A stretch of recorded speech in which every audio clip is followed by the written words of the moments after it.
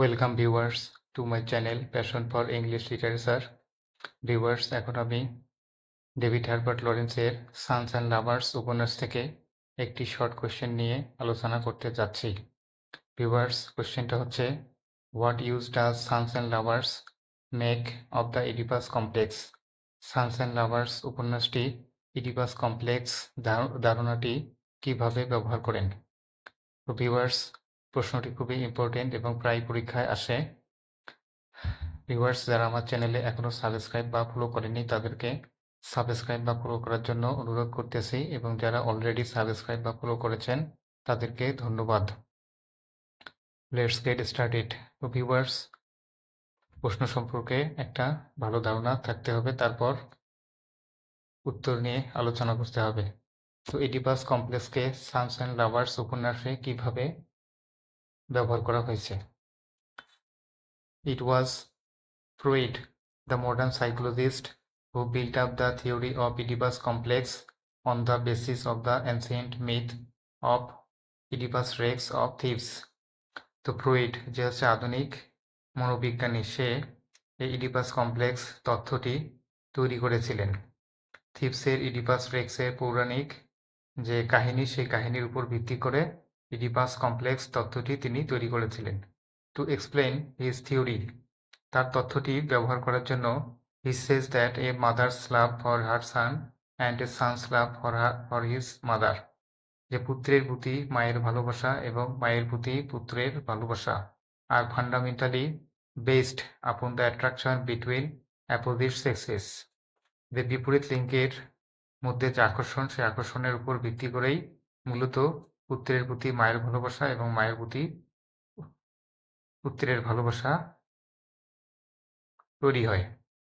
So Lawrence was quite well aware of Freud's theory about Oedipus complex at the time of he wrote Sons and Lovers.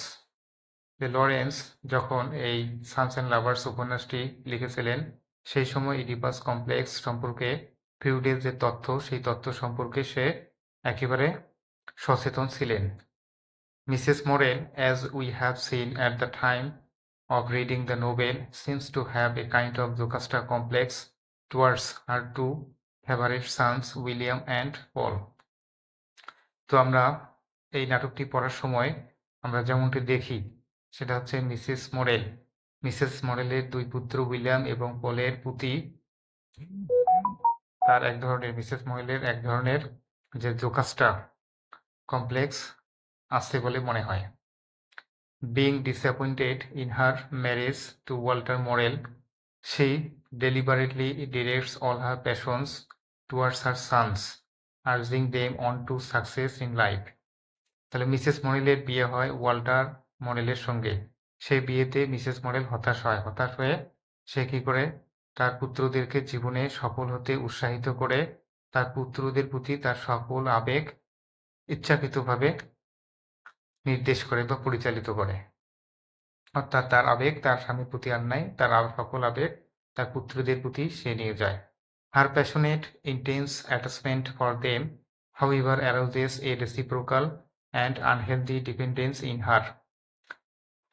তো যাই হোক, তার পুত্রদের প্রতি তার যে আবেগী এবং তীব্র আসক্তি, সেই আসক্তি পুত্রদের মধ্যে একটা পারস্পরিক এবং অস্বাস্থ্যকর নির্ভরতা জাগিয়ে তোলে।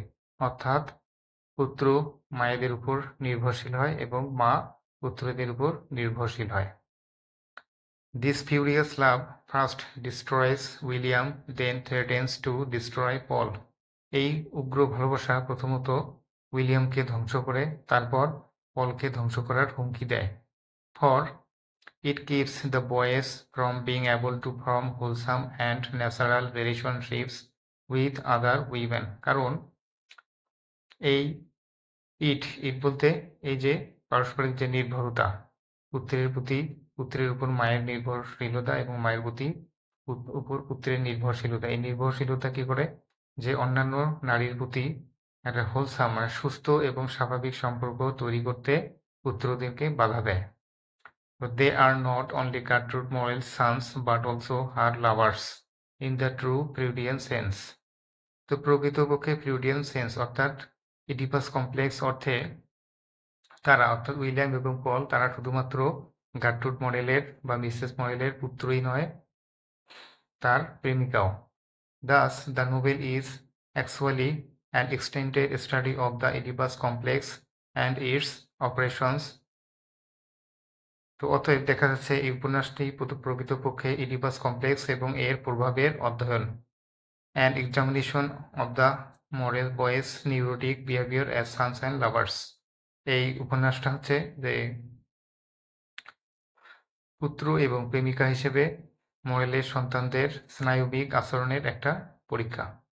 So thank you viewers for watching the video. If you think that the video is helpful to you, you are requested to subscribe or follow the channel.